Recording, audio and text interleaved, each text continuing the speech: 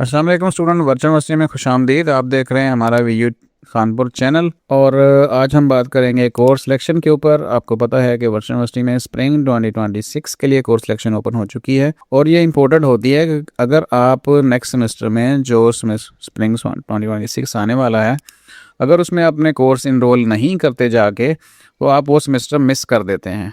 तो इसमें कुछ चीज़ें हैं कि कब ओपन हुई है, और ये ओपन हो चुकी है 12 से, यानी आज ओपन हुई है और ये चलेगी 16 अप्रैल तक। तो आराम से आपने करना है, लेकिन याद रखें कि 6 अप्रैल से क्लासें हैं। वो 6 अप्रैल से पहले पहले आपने इसी महीने के अंदर अंदर, मार्च के अंदर अंदर अपनी कोर्स सिलेक्शन को तसल्ली से कंप्लीट कर लेना। पैनिक नहीं होना, जल्दबाजी में नहीं पड़ना, क्योंकि कोर्स सिलेक्शन कुछ लोगों की बहुत आसान होती है, कुछ लोगों की थोड़ी सी कॉम्प्लिकेटेड होती है और उन्हें थोड़ा सा कंप्रोमाइज़ करना पड़ जाता है। और एक चीज़ ये है कि जी न्यूली स्टूडेंट्स नहीं करेंगे, और कौन कौन से इसमें सारे नहीं होते कि सबको नहीं करनी पड़ती, कुछ स्टूडेंट ऐसे हैं जिनको करनी पड़ती है। लेकिन हम आगे बढ़ेंगे और इस डिटेल में नहीं पढ़ेंगे कि क्या करना है और ये बाकी जो चीज़ें हैं और ये बाकी फ़ोन नंबर वगैरह ETC। हम आज बात करेंगे कोर्स सिलेक्शन जो है हमारी BS लेटरल की, जो इसमें 3 केस हो सकते हैं।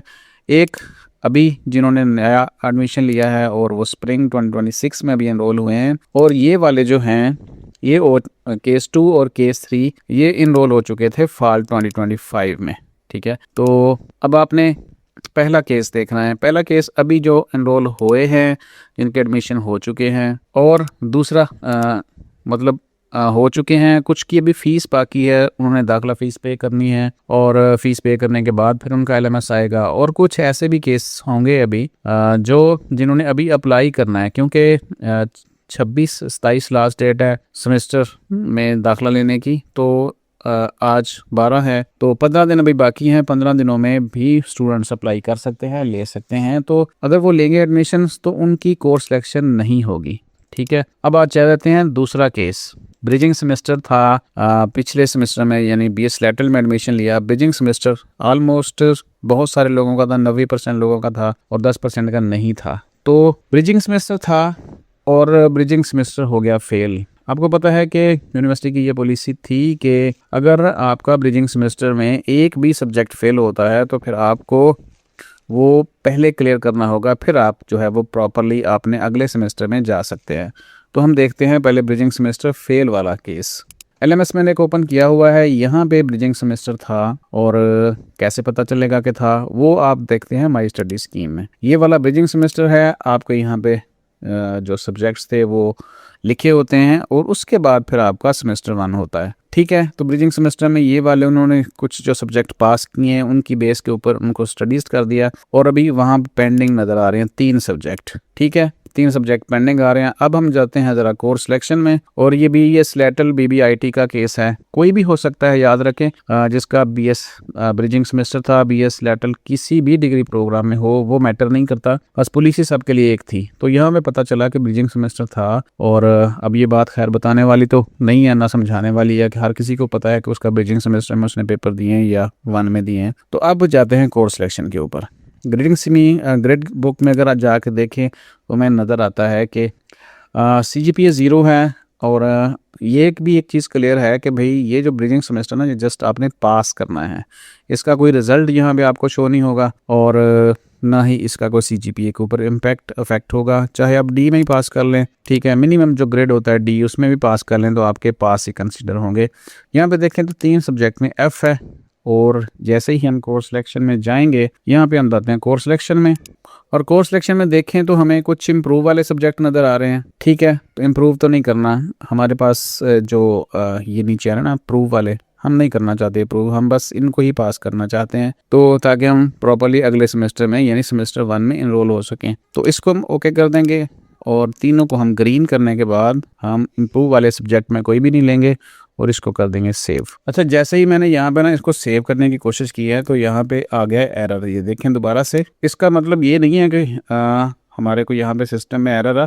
अगर आपके भी ऐसा आए तो फिर आपने कुछ दिन वेट कर लेना है। ऐसे नहीं कि फ़ौरन परेशान हो जाएं, जी क्या हो गया, ये क्यों नहीं हो रहा। तो कोई नहीं होगा, कोई इशू नहीं होगा। ये आज ही एप्लीकेशन जो है ना वो लॉन्च हुई है कोर्स सिलेक्शन वाली, हो सकता है कि इसमें एरर आए, ठीक है।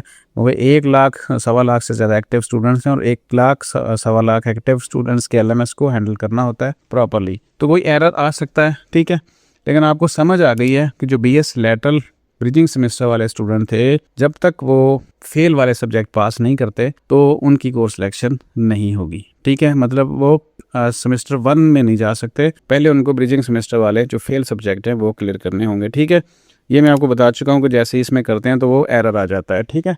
आप थोड़ा सा वेट कर लें, आज कर लें, कल कर लें, परसों कर लें, जैसे ही हो तो इसको आप सेव कर सकते हैं। अब केस हमारे पास है दूसरा, ब्रिजिंग सेमेस्टर जो है ना वो पास हो गया है और अब जो है वो नेक्स्ट सेमेस्टर में करना है, या आपका सेमेस्टर 1 भी हो सकता है ब्रिजिंग सेमेस्टर के अलावा। तो जिन्होंने पहला सेमेस्टर था वो भी पास कर लिया, अब सेकंड सेमेस्टर की कोर्स सेशन, यानी ब्रिजिंग सेमेस्टर के बाद सेमेस्टर 1 की और सेमेस्टर 1 के बाद सेमेस्टर 2 की जो कोर्स सिलेक्शन है उसमें कोई ज़्यादा फ़र्क नहीं, वो मैं आपको दिखाता हूँ। अब दूसरा LMS ओपन करके, ये हमारे पास दूसरा सेमेस्टर है और इसमें BS लैटरल है, ठीक है। BS लैटरल दूसरा LMS है। तो अगर हम इसकी देखें सबसे पहले तो स्कीम ऑफ स्टडी और सबसे पहले ग्रेड बुक देख लेते हैं। ग्रेड बुक में देखें यहाँ पे 3.62 CGPA है और टोटल 63 थे और 15 क्रेडिट आवर्स अर्न हो गए, यानी पहला सेमेस्टर जो था वो पास हो गया और बाकी जो रिमेनिंग है यहाँ पे शो हो रहे हैं 48, ठीक है। अब हमारी स्टडी स्कीम में जाके चेक करते हैं तो यहाँ पे देखें ये सेमेस्टर 1 है, यहाँ पे ब्रिजिंग सेमेस्टर नहीं है,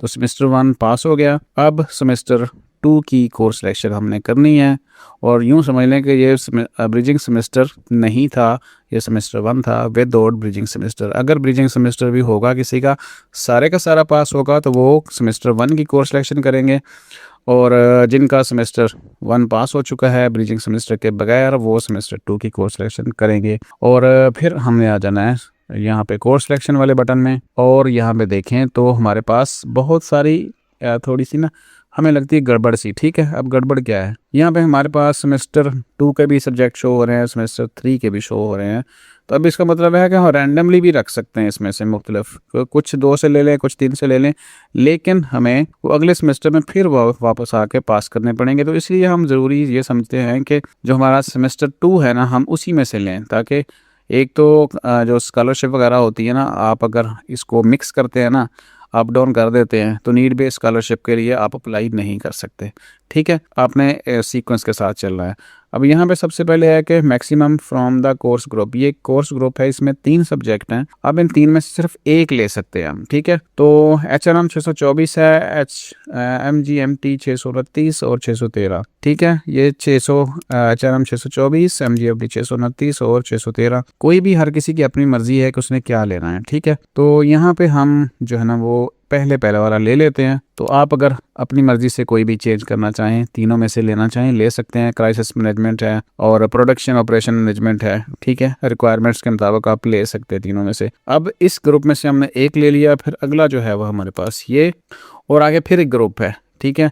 इसमें लिखा हुआ है कि PSY 405 और SOC 617, ये PSY 405 और 617 है, इसमें हम ये भी ले लेंगे और यहाँ पे 405 और 617 में हम ले लेंगे कोई भी एक। तो यहाँ पे हमें जो सोशल एंटरप्रेन्योरशिप या पर्सनालिटी साइकोलॉजी ये वाला हम ले लेते हैं। यहाँ पे देखें तो 1 2 3 4 हो गए और अब हमारे पास जो है ना यहाँ पे कोर्स सिलेक्शन कंप्लीट हो चुकी है और यहाँ से हमने एक ले लिया, इस ग्रुप में से ये भी हो गया, ये भी हो गया और ये भी हो गया। उसके बाद जो है हम यहाँ से भी ले सकते हैं एक। अगर कोई एरर यहाँ पे आएगा तो सिस्टम हमें शो कर देगा कि जी इससे ज़्यादा आप नहीं ले सकते, यहाँ पे भी एरर आता है, ठीक है। तो जैसे मैं उसी में बता रहा था आपको कि अगर कोई इस तरह का एरर आता है तो इसका मतलब हरगिज़ नहीं है कि कोई प्रॉब्लम है, ये प्रॉब्लम जल्द सॉल्व हो जाएगी और आपने जस्ट जो है ना थोड़ा सा वेट कर लेना है। अभी जब मैं वीडियो पे बना रहा हूँ तो हो सकता है LMS ये सही तरीके से जो सेविंग का प्रॉब्लम है वो ठीक नहीं हो रहा, तो आप आज कर लें, कल कर लें। जैसे मैंने शुरू में बताया था कि डेट बहुत है, आपने ये आपके पास पूरा महीना पड़ा है, यानी आज 12 है, आप मार्च की लास्ट डेट तक ये कर सकते हैं। 6 अप्रैल से क्लासेस स्टार्ट होनी है, उससे पहले आपका ये होना ज़रूरी है। तो आज नहीं होता कल कर लें, कल नहीं होता परसों कर लें, उससे अगले दिन कर लें। तो बस पैनिक नहीं होना, परेशान नहीं होना, सुकून से सारा कुछ करेंगे और हम कोशिश करेंगे कि आपके लिए जो भी इशू होता है, अगर ये सेव का मसला हल नहीं होता 2 दिनों में, 3 दिनों में, 4 दिनों में भी, तो फिर इसका सलूशन क्या होगा, आपने कहाँ पे रिपोर्ट करना है, तो वो भी आपको बता देंगे। फ़िलहाल तो आपने जस्ट थोड़ा सा इंतज़ार करना है और इसके प्रोसेस को कंप्लीट कर लेना है। और होपफुली आपको ये समझ आ गई होगी कि जो न्यू स्टूडेंट स्प्रिंग 2026 में एनरोल हुए हैं, अभी हो चुके हैं, फ़ीस पे करके होना है या बाद में होंगे, दाखिला न्यू लेंगे, उनकी कोर्स सिलेक्शन नहीं होती। ब्रिजिंग सेमेस्टर फेल वाले वही सिलेक्ट करेंगे जो उनके सब्जेक्ट फेल हैं, और ब्रिजिंग सेमेस्टर जिनका नहीं था या वो पास कर चुके हैं वो सेमेस्टर 1, और ब्रिजिंग सेमेस्टर जिनका नहीं था वो सेमेस्टर 2 के सब्जेक्ट सेलेक्ट करेंगे। तो इस तरीके से आपकी कोर्स सिलेक्शन हो जाएगी। कोई मज़ीद बात आपकी चीज़ समझ ना आई हो तो वीडियो के नीचे पूछ लीजिएगा, इंशाल्लाह रिप्लाई करेंगे। अपना ख्याल रखिएगा। मज़ीद अपडेट्स के लिए हमारे चैनल को सब्सक्राइब कर लें, नोटिफिकेशन ऑन कर लें। अपना बहुत सारा ख्याल रखें, इसी तरह कामयाबी से आगे बढ़ते रहें। अल्लाह हाफिज़।